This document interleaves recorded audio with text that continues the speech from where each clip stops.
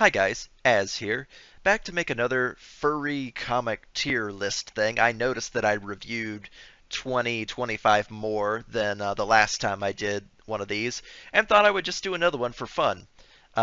Things are kind of busy around the Grand Library right now, and I've got a bunch of stuff going on all at once, so I didn't quite have time to finish the comic review that I'm currently working on. Some of these comics are quite long, and I want to do my due diligence. But like I said, I noticed I've got a whole bunch more since the last time I did this, and I thought I'd throw them on a tier list and talk about them. These are completely my opinions. This is not scripted, etc., etc. Completely subjective. So we got must read A, B, C, D, and don't read. Now, just for the sake of comparison, I've brought back our reigning champions, Blades of Furry, and I Think I Like You. Blades of Furry, because it's one of the best furry comics in the world, and I Think I Like You, because it's one of my favorite furry comics, and it's one of the only furry comics that I actively read from update to update. Most of all these I'll read and then do the review and then put them down. But I Think I Like You, I have to give my most glowing endorsement because it's the only one that I actively follow. Okay, so let's just grab one and start. Let's see. I just did Bake It Happen. Bake It Happen is a gay romance between two foxes. One of them is a bartender. One of them is wants to run his own bakery. I really liked this one because it did not allow for the will they won't they dance for very long. So if you're excited for the part where the couple actually gets together and starts doing cute couple things, it is definitely a comic that you want to get across. So where do I put it? The art is great. The website it's on is really great. You know what? I'm just gonna start it with an A today. This is a really good one. The uh, the story moves quickly. The characters are cute. It's got some spice to it if that's what you're into. It's hard to ask anything more from Bake It Happen. It just seems to be doing everything right. Let's see. What else do we got? We got The Sprawl. Really hardcore death and destruction and body horror sci-fi. Kind of a hard read. It follows the interactions of a glowing orb and whoever comes across it and how they die. Basically, a space colony of people land on a planet and spend the next 900 years trying to kind of terraform the place, but it doesn't work very well. Uh, somebody comes across this orb. It's sort of a Lovecraftian super weapon, as anybody that comes into contact with it loses their mind and becomes a feral killing machine. And as you might imagine, that means that there is no steady cast to this comic. It's just like whoever picks up the orb next and how they die. It is a gorgeous comic, don't get me wrong, but it is kind of hard to get behind because there's never really any progress. Because as soon as somebody dies and the next person finds the orb, the narrative basically resets. But it's just so well made. It's hard to put it lower. Is it a B or a C? I guess it would have to be a C because as beautiful as it is, as well realized as it is, it's not a very good time, in my opinion. So I'm going to put that at the top of C because the artwork is phenomenal. What else? What do we got? The Quest for Quests. It's a titty comic. If you enjoy naked girls and you enjoy Dungeons and Dragons, that's basically what this comic is all about. The Quest for Quest follows a trio of prostitutes that decide that because the area is so economically unviable for them, that they're going to take on the slightly more dangerous job of being adventurers instead of being prostitutes. So they go and they gear up and they get their abilities selected like any isekai anime, and they set out go questing, make some money, make better lives for themselves. It's a TNA comic. It knows what it is. There's lots of nudity. There's lots of eye candy. It's an all-female cast. You're not gonna remember this one after you read it, but the artwork is good. The jokes are funny. It's just not real deep, I guess. And, being that 90% of furry comics are gay romance, it's nice to see some girls. I guess. Call me a misogynist. Um, there's not a lot here to talk about. It, like I said, it really is just a TNA comic. That's, I guess it's a low C because again, the artwork is really good. You could do a lot worse, but it knows what it is and it embraces it, and I appreciate the not the honesty. Let's see now.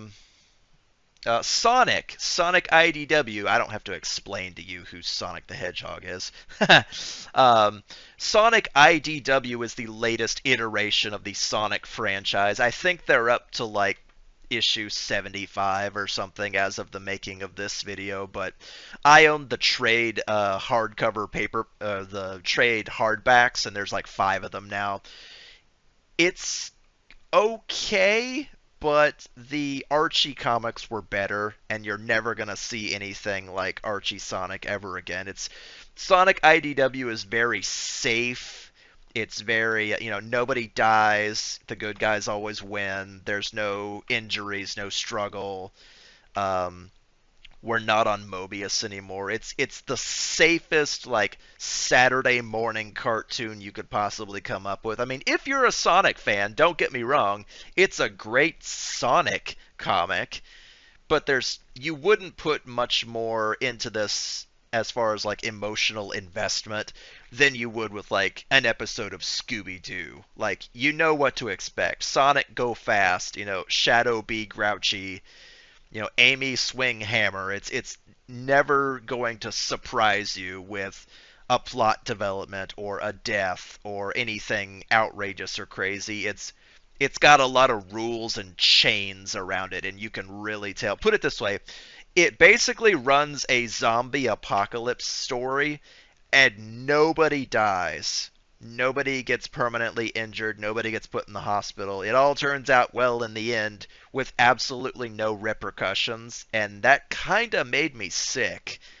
Because if you read 4 or 5 volumes of something and there's absolutely no repercussions, like the status quo is exactly where it was when you started, then why read it at all? That's like a refusal to evolve or grow or change. It's kind of insulting based on how much time I put into it.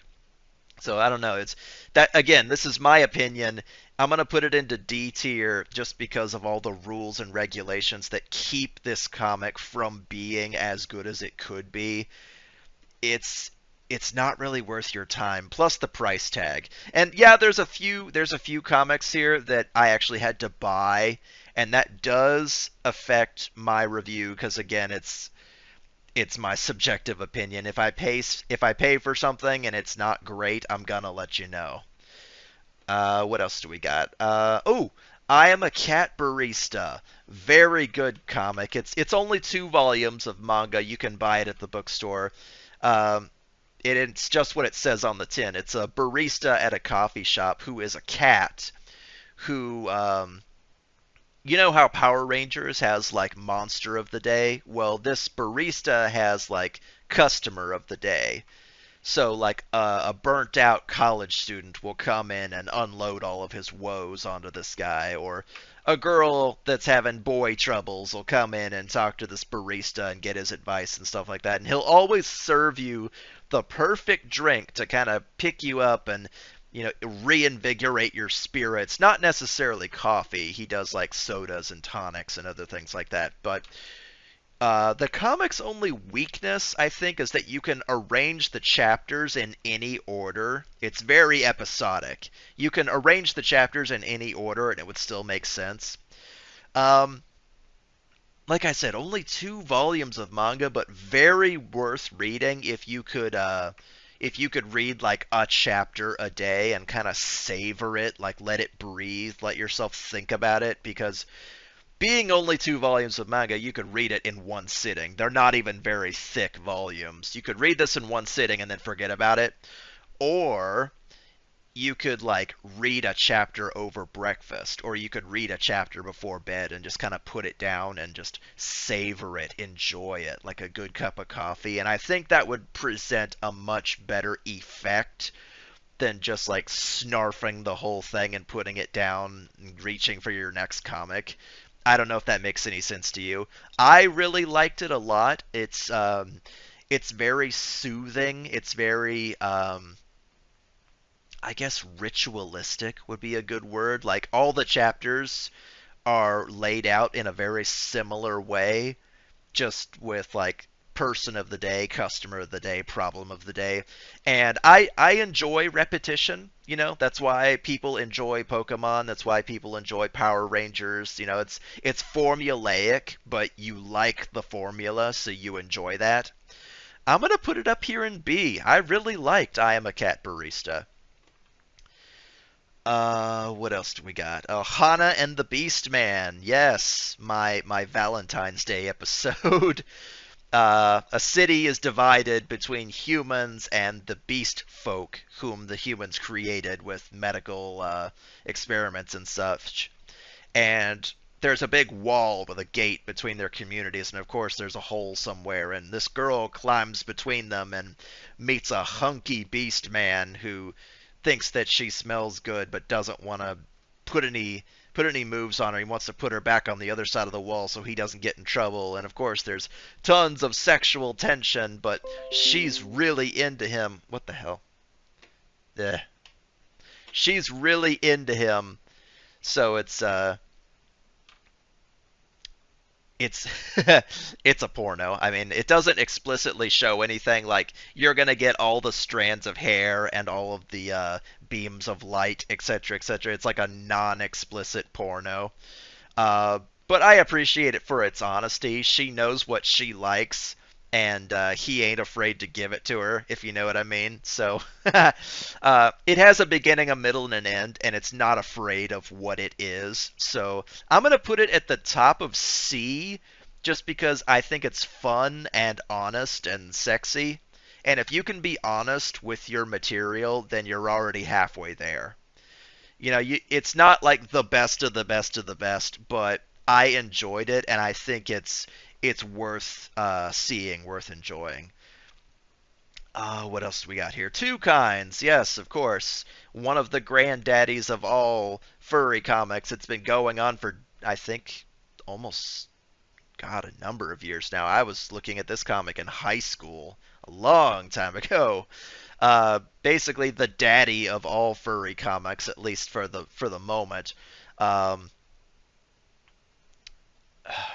Human Trace Legacy has lost his memories and wakes up out in the middle of nowhere, but he has a dark and sordid past about how he tried to take over the world, but then his mind got erased, and he gets a tiger girlfriend, and then other people join his party while he's running around trying to reclaim his memories, if not fix the problems that he caused when he was some kind of supervillain. It's a lot of fan service, let me tell you. There's a lot of cleavage, a lot of oh no, they saw me changing clothes and stuff like that. Especially if you read it like all at once or all over the course of a couple of days. It kind of really plays with the idea that the author knows how to draw attractive characters and will do so at any opportunity. But it has its own magic system. It has its own world map. It's clearly a very developed world. And the characters are worth rooting for. There's a number of characters that go on impossible quests or have these really Herculean tasks that there's just no way. But over the course of 1,000 or so pages, there's plenty of breathing room for events, for developments, for character development, for traveling from place to place. It's a monster of a comic, and you're not hopefully not going to read it all at once. This is like a several weeks kind of comic because it's been going on for years and years and years. and it's basically the representation of the furry community. You know, it's colorful, it's bright, it's funny, it's really horny. Um, Non-explicitly horny, if you don't mind me saying. There's no like sex scenes or anything, but it is a good representation of the furry community, and that is very high praise. So I'm going to stick that all the way up here in A, if only because of how important this comic is. If you were going to tell people to read like five furry comics or whatever to explain what furries are, two kinds would have to be at the top of the list because it's the furry comic. So put that at the top of A. Um, let's see. Seeking Salvation. Yes, I jumped onto this comic right as it finished its first chapter. It's very uh, honest. It's a guy who lives in an apartment building who is doing his laundry, and the laundry equipment sucks, and there's another guy in there that tells him he needs to go to a different floor. His name is Tony, Tony the Panther. And he and Tony kind of hit it off a little bit as buddies, and it's clearly set up to be a romance between the two of them. Tony does display a lot of religious signage. He's got like cross necklace, cross shirt. Um, his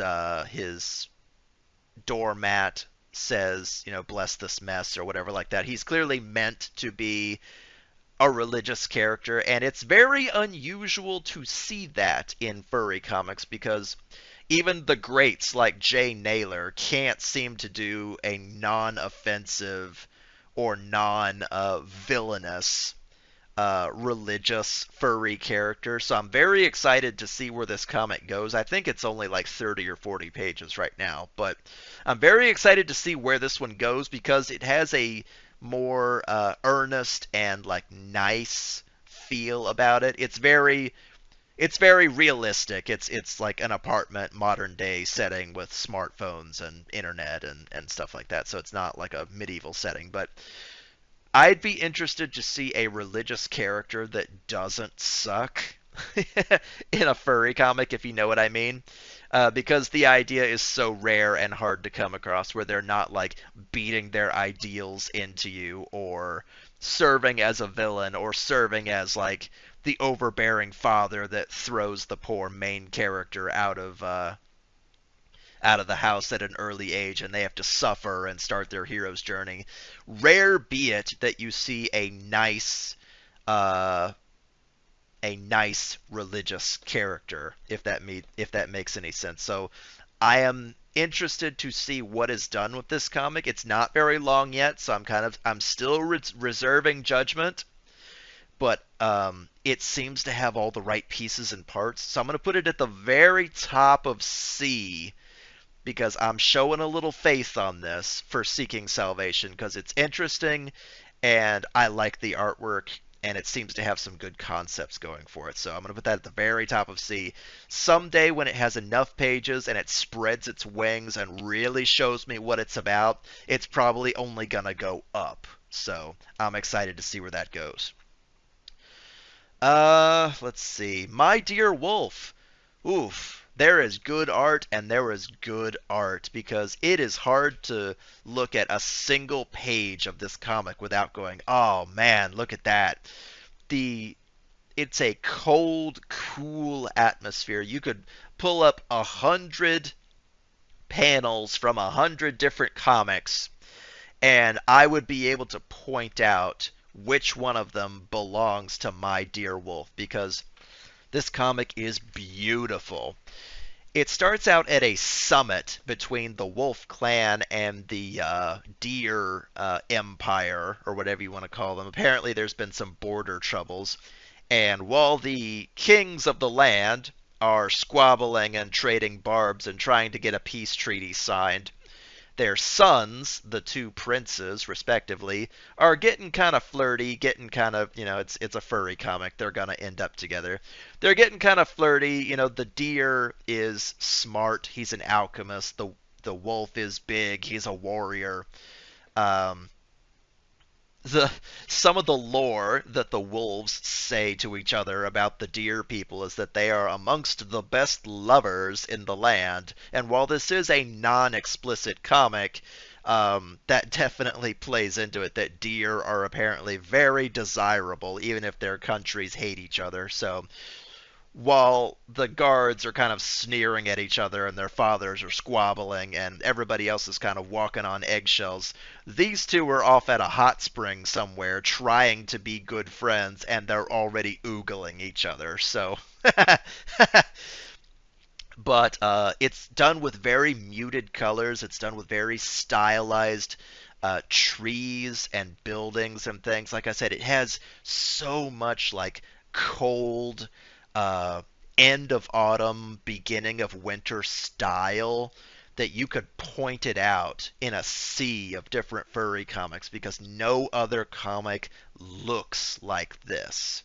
So I'm gonna put it definitely gonna put it at the top of B. Like I've said with others, it's not very long yet, so it hasn't had a chance to really spread its wings and show me what it's all about. But it's gorgeous, and the dialogue is good, and the lore is good, and it's just chef's kiss. I'm waiting for like 10 seasons and a movie on this one, so it's going to the very top of B. It's such a good experience, even with what little there is. And then my headphones died for some reason. Okay, next we've got Dairy Deal. Yes, a very dark post apocalyptic sci fi comic where we have one mega corporation that has become the government and the army and everything else, pretty brutally putting down anybody who says they shouldn't be in power anymore. There are a pair of, I guess, genetically created super cat ninjas, I guess you'd call them. And they're perfectly mortal, you can shoot them in the face and they will go down, but their healing factor makes them get up and walk away again. The only thing is their masters are incredibly just evil monsters, like brain surgery, drugs, beating, electrocutions. They just brutalize these two cats all the time, and it's really, really hard to watch. And I think this person has probably done a lot of research into abusive relationships, like shutting down or enduring, hoping that they'll change, etc., etc. And these characters suffer so much just trying to please their corporate masters. And it's a gorgeous comic. Don't get me wrong. Like the artwork is great. The lore is well realized, but it's just like it's really hard to watch when you come back from like a successful mission, but it wasn't 100% successful. So we're gonna throw you into brain surgery and shave your head and change your drugs and like torture you to make you into a better super cat soldier. It's really nasty, and I just did not enjoy reading it very much. So I'm gonna stick that all the way down into D, just as a matter of empathy and personal opinion. And the only reason I don't stick it into don't read is because it's a gorgeous comic and you could probably learn something from its ability to give out lore and fleshing out its own setting. But God, it is not a fun read, so use caution if you go after that one. What else do we have? Oh yes, The Beast and His Pet High School Girl, which just sounds creepy when you say it out loud, but thankfully it's not one of those comics. I feel like I have to double check all the manga that I look at because Japan doesn't seem to have enough of a problem sexualizing underage girls. Thankfully, such things are not in this comic. Uh, the Beast and His Pet High School Girl is just what it sounds like on the tin. A high school girl is kidnapped from her world and put into a pet shop and then bought by a beast man. He's a big fluffy dog guy, And there's a huge language barrier that is completely unapproachable, so they only see like wingdings when they're trying to talk to each other. And he keeps her as a pet, and he gives her art supplies and toys, and lets her watch TV and gives her little outfits and things. She acts a lot like a cat. Like she's really unenthusiastic. She doesn't express herself very well, but he loves her very much and wants to keep her as a pet. And humans are actually eaten as a delicacy in this world, so he actually has to protect her from his mother, who thinks that she's for eating when she is not for eating. She's a house pet. But the comic doesn't really stand on its own like rules, because she starts like keeping a journal and doing artwork and trying to like the beast folk think that humans are like smart dolphins or parrots. Like they can learn like 50 words and understand bits and parts of the beast language, but they're just considered to be animals. But if you had like a monkey keeping a journal out in the forest, the scientific community would catch fire overnight. So the premise doesn't really stand up to its own scrutiny, or it kind of collapses under its own weight. And there's not really a story to be had here. It's just like the dynamic between them as pet and owner, and how cute or how meaningful or how tear-jerking that can be depending on the situation. But there's not really an overarching story to be had here. If you've seen any of my other videos where I say something like, oh, it's just cute boyfriends doing cute boyfriend things. Well, this is cute master and pet doing cute master and pet things, but he's a beast man and she's a human, so it's kind of awkward and weird. It's inoffensive, but it doesn't stand up to any kind of scrutiny. So I'm probably going to stick that one down in D, just because I always ask why when I'm reading it. It's like, why does this happen? Why does that work? How did she get taken from her world and put into a pet shop? That's not even in the comic. It's just mentioned in passing. Like, it kind of collapses under its own weight if you even start thinking about it. Next up, we've got My Boyfriend is a Dog. Yes, in a world of humans and animal people, we've got a young couple, the heart on his sleeve human boy and the kind of tsundere dog boyfriend. This is one of those, like I said earlier, cute boyfriends doing cute boyfriend things. The dog is kind of a tsundere. He's hard as far as like expressing his feelings, especially in public, but it's like a sleeping together, cooking together, getting upset when one of them has to go on a business trip. The dog kind of has abandonment issues because his ex was kind of cruel to him, so he has a little bit of emotional baggage there. But this is only 2 volumes of manga, so it's kind of here in a moment, gone in a flash, of cute boyfriends doing cute boyfriends things. This is more of a stocking stuffer kind of comic. It's not really, it doesn't really have a story or an arc of any kind. There's no changing for the better or gaining new skills or defeating old rivals or anything like that. It's just a slice of life, whatever. So if you've got a furry friend whose birthday is coming up and you've got like $20, you could pick up both of these at a Barnes and Nobles and say, here, here's a furry comic.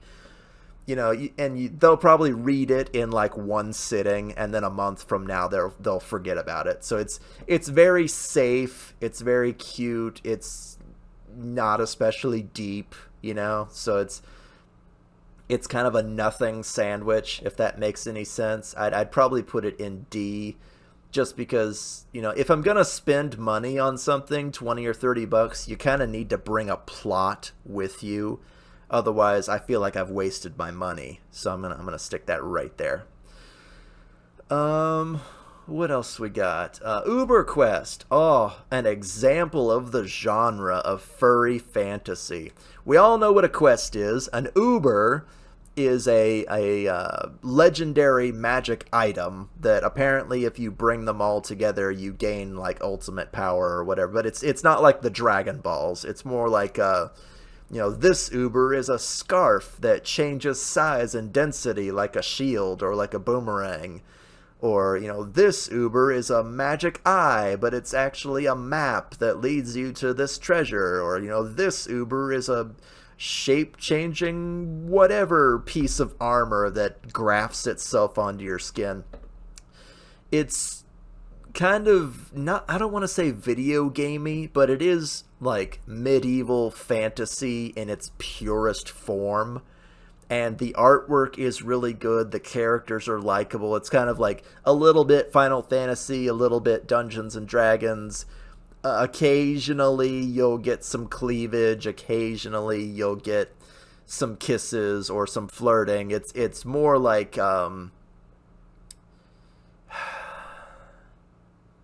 it's kind of like Dragonlance, I guess, if you've ever read that. It's fantasy in its purest form without worrying about politics or tropes or anything like that. It's a well thought out world that is just a very, very good example of what a fantasy comic should be. The art is very high quality. The characters are varied and well designed. It's a good comic all around, but it's kind of hard to describe. I don't know. You know how I've said in the past that Jack is the best furry horror comic out there? Well, Uber Quest is probably the best furry fantasy there is out there, if only because it's bright and colorful and it knows what it is. And it's just, I keep using the word pure. It's the purest furry fantasy you're gonna get. So I'm gonna stick that up here in A, I think, just because it's that good. It needs time to breathe. This is not a comic that you can just like blitz through and it's done. You need to give this one time to breathe, and it is hundreds of pages long, don't get me wrong. It's a very long comic and it's still ongoing, but boy is it good once it gets going. So give that one a chance. It's definitely good. UberQuest goes up in A. What else do we got? We've got Caves and Critters. Gay furry Dungeons and Dragons. It really is. This comic is, if Dungeons and Dragons were run by a DM that doesn't plan ahead, that's what this is. It's about a lion guy, a lion warrior, who is what you call a, what was the vocabulary word they used? A resistant, I think. That might not be the right word, but he's a resistant, which basically means he's immune to magic. He can walk through barriers, he can tank lethal damage, he can do all these things that make life hard for magic users around him. And he comes across this town under a magic barrier one day and beats the ass of the guy that's keeping the townsfolk there, and then rather than let the guy hang, takes him along with him on his quest to do, I guess, heroic things. They go to dungeons, they save towns from demons, they do all kinds of stuff. And there is kind of a budding romance, one-sided at first, but then, hundreds of pages in, of course, they get together because they're the main characters. Of course they will. A bit of romance, and boy howdy, the sex scenes kind of sneak up on you, so don't read this one in public, because this comic ain't afraid to show everything. It does kind of lack more female characters. There's like 2, maybe 3 that are relevant, because it's obviously meant to be gay, furry Dungeons and Dragons. You're not going to see a lot of women or a lot of, like, straight relationships. But there are enough characters bopping around. There's kind of enough stuff for everybody. There's a collect the magic necklaces quest. There's a go break this guy out of prison quest. There's a save the town from sand demons quest. It's D&D with gay furries and the occasional sex scene. Like, it knows what it is. It's delivering the goods. The artwork is great. You know, it's another one of those comics that doesn't sell you any excuses and doesn't try to lie to you. It knows exactly what it is, and it delivers really, really well. And let me tell you, also, Caves and Critters, one of the funniest furry comics I've ever read. It's really hard to write consistent comedy, but by God does it do it right, because this comic probably has more laugh out loud jokes than I've ever seen in any other furry comic. So I'm going to stick that up here in A, probably the bottom of A. You know what? I'm going to put that right there, right up by UberQuest, because again, it's a D&D comic because I love D&D, but still really good comic. What else do we have? Order of the Black Dog. I'm gonna throw that up there in must read because it does not deserve to be anywhere else. Order of the Black Dog is a Lovecraftian comic where basically scientists have come across a piece of God. And God is not the big, shining angel thing that you might expect. He's more like a universe-eating tentacle monster that will, show you horrible visions and eat your roommate and things like that. And the comic takes itself very seriously. It's written in the style of Lovecraft. It has cryptozoology, aliens from beyond the stars, cryptids, government organizations. It's really hard to kind of keep track of when the comic is, because it takes place in 2037, and then you'll have a chapter that takes place in the 1800s, then you'll have a chapter that takes place in the 1920s. All the while, everybody is trying or fighting over or looking for this piece of God, which is called EA55, and that doesn't really mean anything to you, but this piece of God that scientists believe it's like a fossil, but it's not, because it starts eating people, and it's really gross and visceral. But out of all the furry comics that I have ever read, if I was going to buy a physical copy of it and have it on the bookshelf, it would have to be Order of the Black Dog, because it's so damn good. And it's hard to talk about because it's a really complicated story. This is not a read during your lunch break kind of story. This is more of a sit down with pen and paper, because anytime they mention like a year or a time change or something, you need to take notes, because the timeline of this comic is just this maniacal spider web of garbage that you absolutely have to untangle in order to understand everything. This is a pen and paper, sit at your desk and read it slowly comic, but my God, is it amazing. So definitely gonna stick that up there with the greats in must read. Order of the Black Dog is not only that, but it's furry horror. There's not a lot of furry horror out there, but my God, is it good. So definitely have that up there in the must-reads. What else we got? We've got Ramen Wolf and Curry Tiger. Another one of those bookstore 2-volume manga that nobody's ever really heard of. You've probably passed it a bunch of times at Barnes & Nobles and wondered what it was about, but it's like $30 for both of them, and you're not sure if you want to buy them. I bought them after seeing them on the shelf for 2 years, and I figured, well, I'm the furry comic guy, I may as well pick it up and see what it's about. So I spent the $30 and I brought it home, and I was not impressed with this one. It's yeah, you know what? For $30, the nothing sandwich that I got from that, I'm gonna stick it down and don't read. Ramen Wolf and Curry Tiger is about a pair of foodies, that is, a pair of best friends who pass the time by visiting different restaurants and trying different foods and, elating themselves on the latest, new food trend or trying out this or that or another. We should go to this restaurant because they put this weird ingredient into their ramen.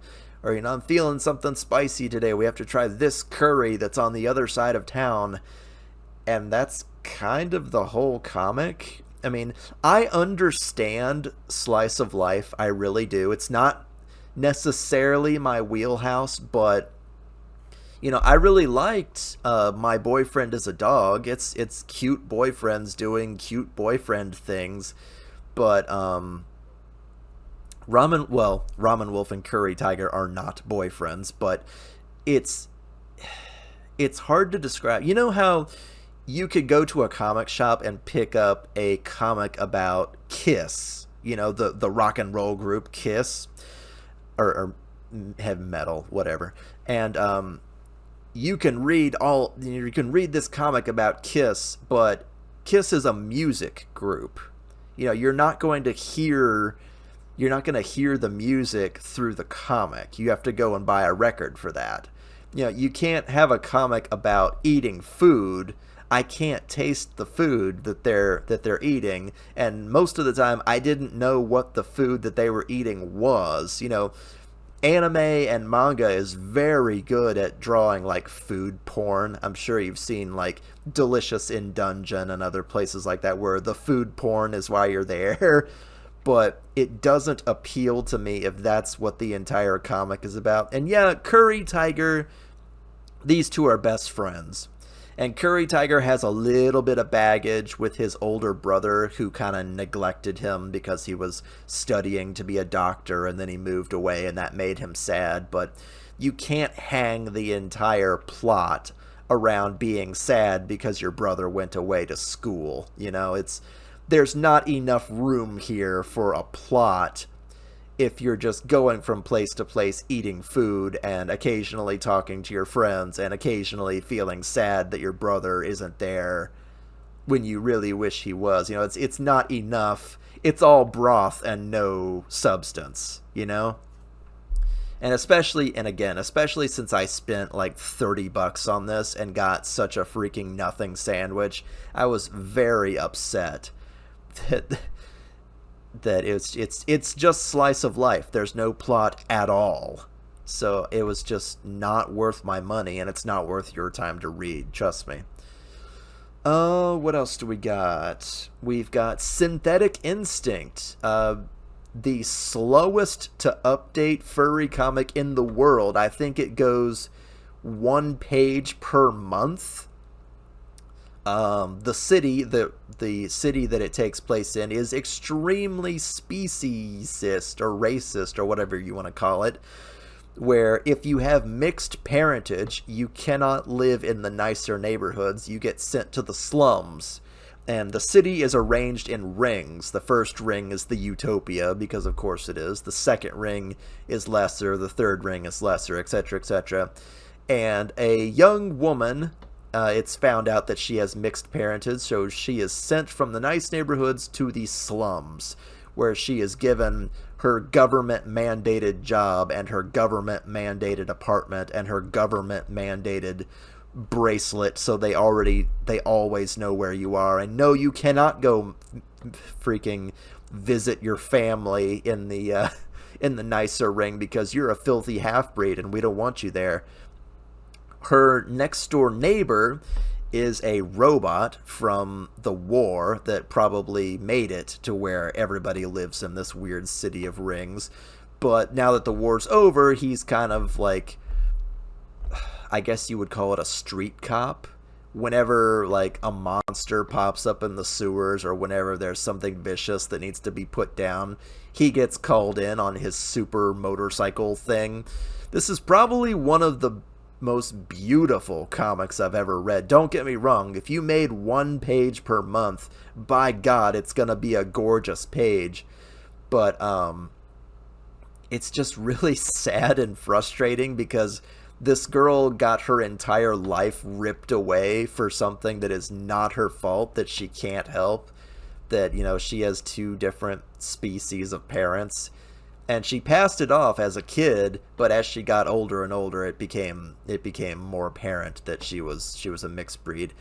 But it's just so mean and unfair, and the city that they live in is, like I said, this comic is gorgeous. There's so much graffiti and blinky lights, and it's hard to describe, but it's a very sad, very frustrating comic where the best you can really do is hope to get along with your fellow freaks, because the government and the rest of society has already put you down and like thrown you in the gutter, so you kind of have to look around and see who else is in the gutter with you and if you can get along with them.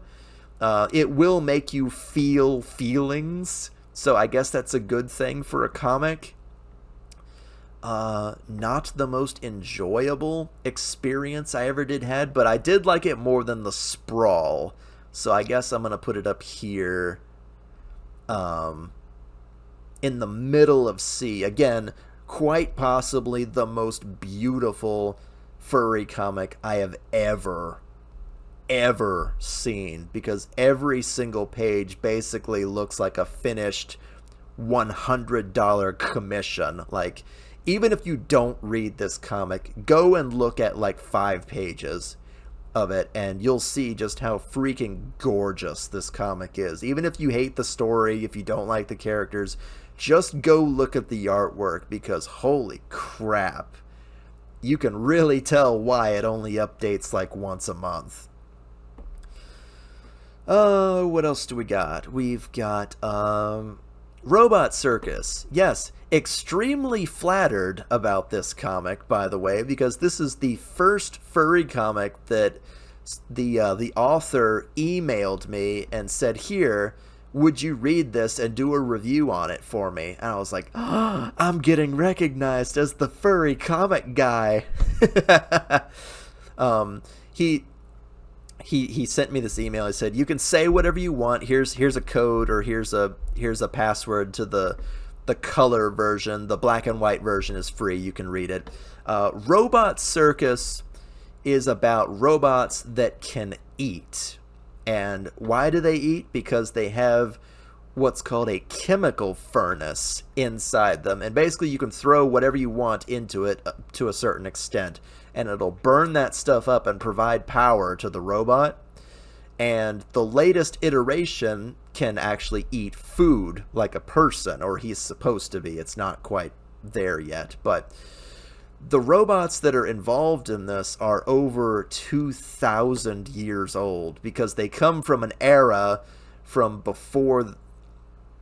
It's hard to explain. It's from before the current era. I did some math with all the lore and different things like that, to where, they show that all the robots that are in this are like repurposed from before the current era.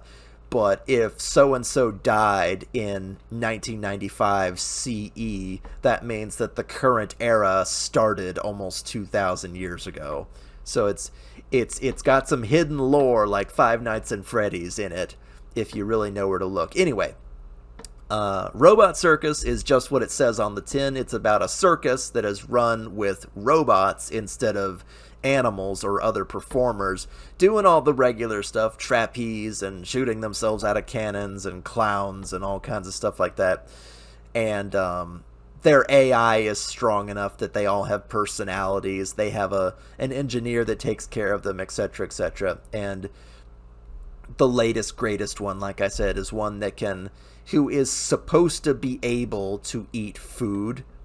And it's really colorful. It's really interesting. It's really eye-bleedingly colorful, if you can believe that. Like, there's nowhere for your eyes to rest in this comic. It's neon colors, neon lights. You're at the midway in the circus. Boy, this comic has personality. I got to read the first chapter for free as it was being put up on sale. And like I said, you can read the black and white one for free. But boy, howdy, you should read the color one. because woof, that artwork is wild. Like I had to physically lean back in my chair because there's so much color, there's so much energy. It's hard to talk about the story based on just the first chapter alone, but it seems to imply that the main robot is incomplete because his chemical furnace is meant for food, but he's not quite there yet. And then the other robots around him are over 2,000 years old. So some sort of apocalyptic event happened that, this civilization had flying cars and robots and all kinds of stuff, but something wiped all of them out to where, technology 2,000 years later on almost every platform is just repurposed from back then. So something horrible happened 2,000 years ago, and they're still picking up the pieces and parts, 2,000 years later. So it's a mystery box comic, but I'm interested to see what's in the box, if that makes any sense. I'll probably come back in a couple of years and see if there's any more of this comic, because I think it's being done by like one guy or a couple of guys, and productions like that take a long time to kind of spread their wings and get out. But super flattered that I got sent this for free. If you want to send me your stuff, go ahead. But this guy was the first one to say, here, look at my stuff. Here's like a passcode or a key or whatever. And, say whatever you want to say to kind of spread the word about my work. I was so fucking flattered. You have no idea. So I am interested to see where this one goes. I don't think there's enough of it yet to really give a huge up or a huge down on it. So I'm going to put it right here, almost at the top of C, because I'm interested to see where it goes, and the artwork is very memorable. What else do we got? Beyond the Western Deep. Yes. Basically Game of Thrones furry style. I guess minus the nudity. There's no nudity in this one, but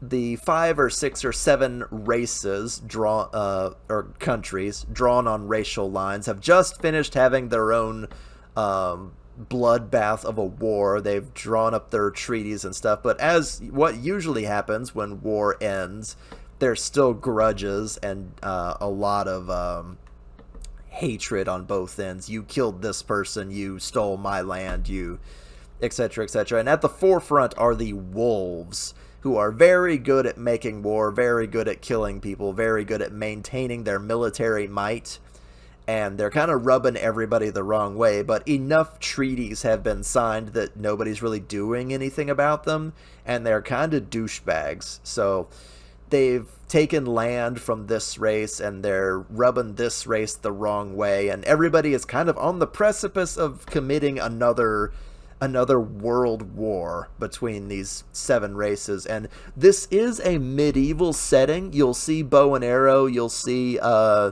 fisticuffs, you'll see swords and axes and steeds and stuff. You won't see magic. There's no magic in this setting.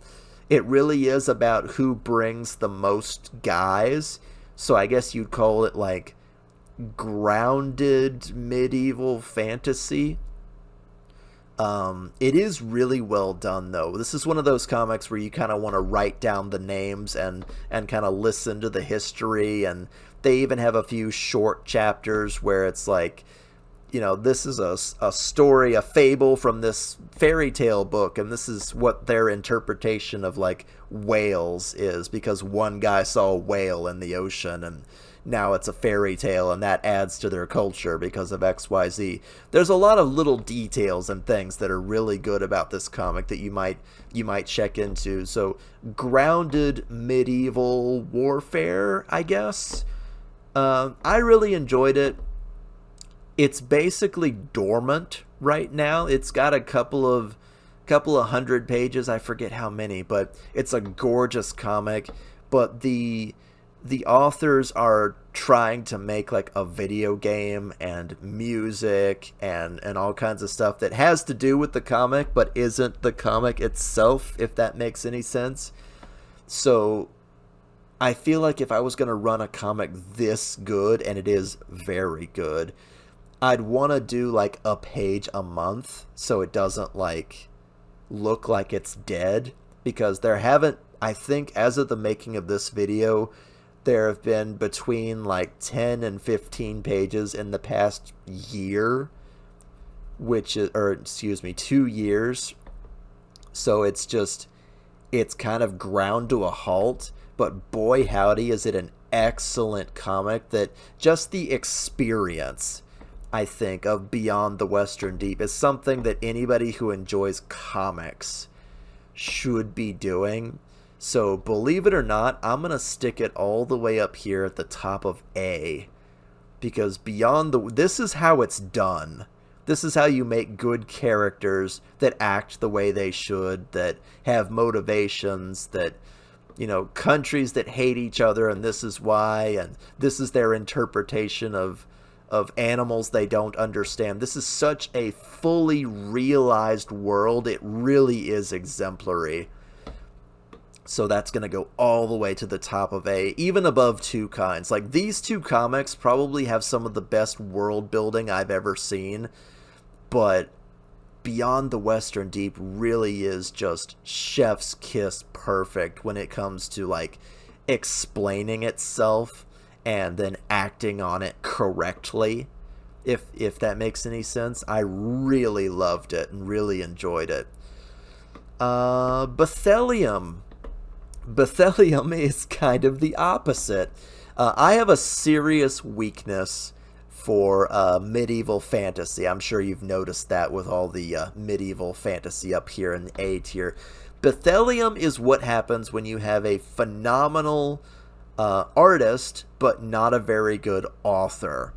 An alchemist gets, I guess, persuaded to come to the magical city of Bethelium because magic users are getting persecuted. They're getting, there's kind of a jihad going on against magic users because an alchemist called the Red Hemlock basically rained down like a death fog and killed a bunch of people and tried to take over the world, and he failed, and that's ancient history. But basically all the magic users that were left got persecuted, witch burned, thrown in jail, killed, etc., etc. So what few that got away started a magic city and wouldn't tell anybody where it was, and then started sending out people to look for other magic users. And they come across this alchemist lady who's in the middle of some very important research. No, she won't tell you what it is. And they want her to come to Bethelium to cure somebody who's sick. And they go to Bethelium. And Bethelium, I tell you, I couldn't tell you what it looks like because this comic doesn't want to show me.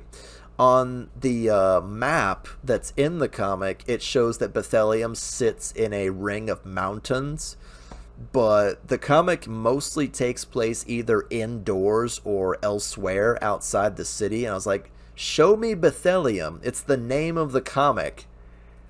The characters are cute and lovable. It's mostly, sexy girls that are magic users with a couple of guys thrown in there, but the story is meant to take place in like this super highly advanced magical city, and even like, a couple of 100 pages in, there's no like street views of the city. I couldn't tell you what it looked like. Like, I can tell you what Canterlot looks like, and I can tell you what Rivendell looks like, I can tell you what Ravnica looks like, or maybe pretend to know what Atlantis looks like. I can't tell you what Bethelium looks like. So, at the very start of the comic, she gets invited to Bethelium, which we don't get to see. She teases her magical research, which we don't know what it is. And then she promises to train an apprentice, since, if you're a magic user, you need to get an apprentice, and so your secrets don't die with you. And hundreds of pages in, boy howdy, she doesn't have an apprentice either. So this comic is basically a lie.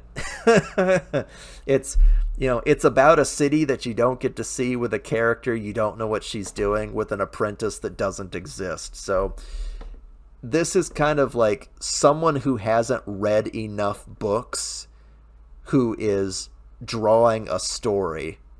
So it's juvenile is the wrong word because it's insulting. It's more like inexperienced. It's like if somebody who's never been to war writes a war story, you can kind of tell. Bethelium starts with a bunch of promises and then 500 pages in doesn't fulfill any of them. So it's a pretty comic. The waifus are nice. The everybody has got flashy magic powers, but the plot that it promised us doesn't exist. So I felt kind of lied to X number 100 pages in where everything we were promised had not happened at all. So and it's such a waste because this artist, it's a really pretty comic. It's really pretty. The character designs are great. It's really colorful. The magic is flashy. It's just really dumb. This person needs to pair up with a good writer to do a comic that's this pretty because they don't know how to tell a story. I'm probably gonna stick this one probably in D. Sonic at least has a story, even if it's dumb. It promises you a story and gives it to you. Bethelium promises you a story and a magic city and then doesn't give you a story and doesn't give you a magic city. So it's kind of a great big lie. It's pretty, like I said. I keep saying this. It's pretty, but it's really dumb. What else we got? The Internship. Yes, an X-rated furry comic that started out as just like a gay porno and then quickly spiraled into a really good comic about self-acceptance and self-value. It kind of caught me off guard. This was another one of my Valentine's Day episodes where I just like picked a dirty comic and said, "Oh, I'm doing a dirty comic on my channel, huh?" And then it turned out to be really extraordinary. The artwork notwithstanding, it's a really pretty comic. And the fact that I'm straight, so like the gay sex scenes do nothing for me. But the way it starts out is like a pair of like college aged guys are trying to break into like office life so that they can have like full-time jobs and make it as adults. And one of them is giving a presentation and he gets scouted by this guy from a packaging company who likes his package because it's a X-rated comic. So it's kind of like an office porno where his boss is really into him. And no, you can't call HR because then there wouldn't be any sex scenes. But then it just kind of kept going post-orgasm, if that makes any sense, because then we go to the friend that didn't get picked and how he has trouble letting his guard down and he has trouble connecting with people and he has trouble with his self-worth because his dad was an asshole. He's got a lot of daddy issues. So while one friend is like moving up in the world and trying to take his friend with him, his friend is just a complete mess. So they have to learn how to communicate. They have to learn how they're going to treat their relationship because the friend who's not doing well is like 90% straight, but still likes his friend sexually. So he's like 10% bi. So yeah, there's some sex scenes that go on there. The Internship, I think, started out as like a 10 or 20 page like my boss is hot for me comic, and then it just kind of kept going, and now it's like several hundred pages where there's like New Year's parties and dressing up and just like navigating a really promiscuous sex life, navigating trying to get a good job, trying to like meet the adult world while you're still young and kind of break into um, the tranquility of repetition that comes with a 40-hour work week, if you know what I mean. Meanwhile, having a wild and crazy sex life. So it's very explicit, but it does deal with a lot of big issues. Like I said, like self worth and just trying to make it as a brand new grown up in a scary, scary world. So I'm going to throw that up into. Where would I put this? Because, like, I don't. I know this sounds pretentious, but I don't want to throw a porno up into must read. And I'm trying to figure out, could I put it here? Should it? You know what? Yeah, I'm going to put it at B. I'm going to put it at the top of B because a lot of it is really explicit, and I don't want that to be like the going reason for going to this. It's a porno that has a lot to say. And I know that sounds really weird, but you just have to look at it. The internship. What else? Everything is fine. Yes, this is. You almost wouldn't call this a furry comic, but I kind of do because everybody in the world has to wear a fursuit head. I guess I can't decide if it's a cat or a bear or what it is, but it's kind of an Orwellian future where everybody has to wear a fursuit head so that the government can see what you see and hear what you hear and record you at any time. And you can tell that the government is watching if your little black beady eyes turn red. So it's like red for recording, you know? So you have to be careful what you say, be careful what you do, be careful what you look at, etc., etc. And the big selling point for all of it is that when this weird government superpower took over and like overthrew all the other governments and erased history and made everybody wear fursuit heads, it also took all of the children. So like everybody like age 10 or 15 down was taken by the government.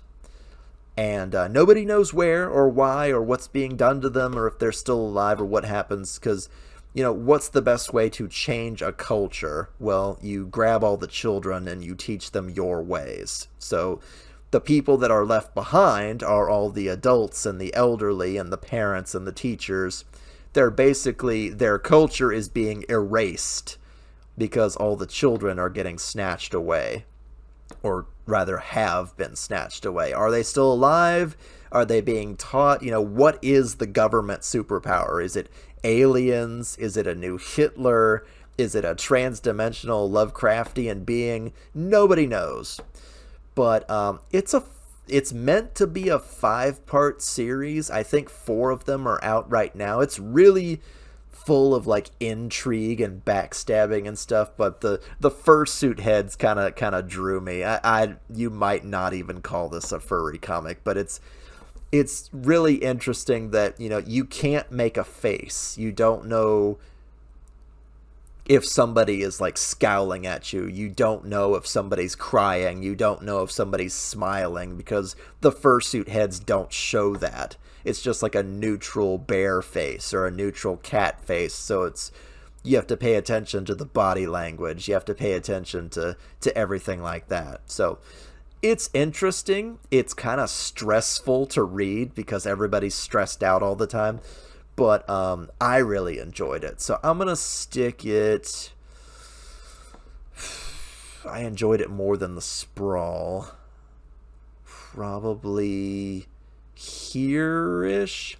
It's the same kind of unfair that Synthetic Instinct is, but it's like it's more intrigue than anything. Like there is an end goal. Go find the children. Join the rebellion against the super government or whatever it is. Where did all the children go? So there is an end goal in sight if it's going to be a 5-part series. I think it should be checked out. What else do we have? The debunkers. Yes, I opened my big fat mouth and said that there weren't very much in the way of like supernatural or ghost hunter furry comics, and here we have one that popped up immediately. that was about a young lady who, after experiencing something that robbed her of of color vision, she became colorblind. She can only see things in black and white, except for supernatural things. But she doesn't interpret it that way because she spends her entire life debunking supernatural things. Oh, it's swamp gas. It's the government in a helicopter. It's, a weather balloon. It's a guy dressed up like Sasquatch. She's gone so far down the path of debunking everything that she doesn't believe in anything until a freshly embraced vampire, who just happens to be a bat, comes and they decide that he's going to be her cameraman. And supernatural investigations cover a lot of stuff, so that could be Sasquatch, that could be aliens, that could be Lovecraftian stuff, that could be ghosts, that could be Cthulhu, it could be whatever you want, which made the comic really exciting because you never know what's going to come up next. This one did get dropped. It is abandoned because of some internet drama that happened between some other authors, but it did get brought to my attention, and it is worth reading just because it's really cute. The two of them that get together, she doesn't believe in anything, and he is one of the things that she doesn't believe in. So he keeps trying to prove it to her, and no, he won't bite her because that defeats the purpose. And it could be whatever they're chasing that day. It could be zombies, it could be ghosts. It's like monster of the day kind of stuff, where they chase all manner of things. And the comic was very exciting because you couldn't really plot where it was going. It was just supernatural things in general. So Debunkers was really good, if only because of its unpredictability, and it's definitely worth checking out, even though it did get abandoned, I think 100 or so pages in. It's very interesting. I'm probably gonna stick Debunkers at the bottom of C, just because I enjoy the concept. The art is okay. It did get abandoned. It did get kind of silly near the end, where it started becoming more text than artwork, while the author was still trying to tell the story without drawing anything, which is not what a comic is. But it is interesting enough that it holds its own weight up, and it is very interesting. So definitely check that one out. Okay, and last but not least, we have Sacrificial Princess and the King of Beasts. This is a manga series that I actually have physical copies of, and I was a little worried about it at first because the main heroine is, I forget, like 15 years old, and the main hero is like over 100 years old. And I've started to kind of wrinkle my nose at manga because Japan's CP habits do not impress me, much less their punishments. But this is more of a storybook romance. There was a great war between beast kind, or demon kind, or whatever you want to call it, the animal folk, and the human folk, and at the end they drew all their lines in the sand, and they decided the best thing to do was separation rather than reparation. So as a show of dominance, the beast folk demand a sacrifice of a girl every year, and the king is supposed to eat her to kind of show the humans who's boss, which doesn't sound like it does really well for peace talks, but whatever. The 99th girl that gets sent his way does not fear him because she is basically suicidal to the point that she thinks being eaten by him will give her life meaning. Which, no, your life does not have meaning at age 15, not at the traditional sense anyway. It's from that point that her lack of fear in him kind of intrigues him, so he decides to keep her alive as his queen consort. And for those of you playing at home, a queen consort is somebody who's not of noble blood, who is kind of the spouse or companion to a reigning monarch. So he's like, you know what? I'm not going to eat you. I'm going to marry you X amount of time from now because you're 15. And yeah, again, that raised some eyebrows with me, but the king is kind of borderline asexual and more stoic than anything, so it's kind of like a storybook, handsome prince kind of story. And he is like a, I guess you'd call him a lion man is the closest thing. He's not really any particular animal. But while she's facing different trials from different naysayers, he just kind of watches over things and makes sure nobody like actually stabs her or assassinates her before she becomes queen. So she has to learn about beast folk holidays and beast folk traditions and beast folk maps and where everybody is and who everybody is. It's very big on its own world building, which is very interesting. And she has to pass like X number of trials before she'll be accepted as the new queen of beast folk kind. And it takes its time, but it is finite. You can read it from start to finish, and I enjoyed it a lot. It's hard to describe without giving anything away. The basic premise is rather than eat her, he decides he's going to marry her. But you know, somebody who's over 100 and somebody who's 15 sounds kind of icky, but it's not, because it's not treated that way. She's never drawn in like a sexy outfit. She's never like oogled by anybody. It's not arranged that way. It's more of like a marriage of convenience, because that means the king doesn't have to pledge any kind of allegiance to any of the other noble houses. So she basically serves as like a shield for him, which is a very interesting political move in my opinion. But Sacrificial Princess and the King of Beasts, I think, serves much the same purpose as like Beastars does.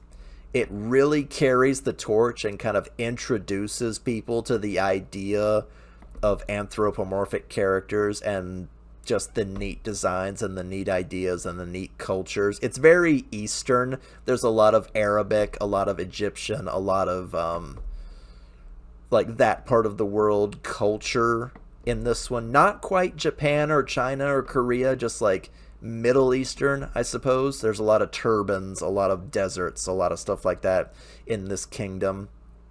But it's very storybook like. You wouldn't really call it a romance.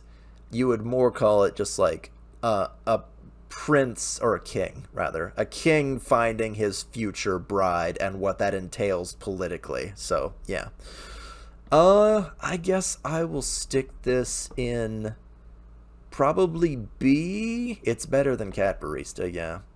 Is it better than My Dear Wolf? I enjoyed My Dear Wolf a lot. So I guess I'll put it right about there in B. And that, I believe, is everybody. So we've got some new contenders. We've got Order of the Black Dog has been added to must read. We've got, Two Kinds, Uber Quest, Beyond the Western Deep, Caves and Critters, and Bake It Happen. We've got some really good comics here, and I'm actually surprised it kind of turned out this way. Maybe some of my judgments were kind of harsh, but at the bottom at Don't Read, we've got Ramen Wolf and Curry Tiger, just because that was a nothing sandwich. So go back through this video if you like, and I've done reviews, or video essays, I suppose, of every single one of these comics. So go searching on my channel if you'd like to hear more about any of them. This is just my opinion, and I hope you enjoyed that. So maybe I'll see you guys in another 20 or 25 comics, and we'll do this a third time. Until then, see you later.